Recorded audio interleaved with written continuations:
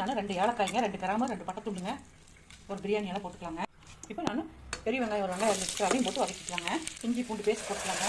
நான் 1 டீஸ்பூன் சோம்புங்க, ஒரு தக்காளி, கொத்தமல்லி தழை, புதினா தழைங்க, இதை அரைச்சி எடுத்துகிட்டு வந்துடலாங்க. இப்போ நம்ம தக்காளிங்க, கொத்தமல்லி தழை இதெல்லாம் அரைச்சி வச்சு இதை ஊற்றிக்கலாங்க.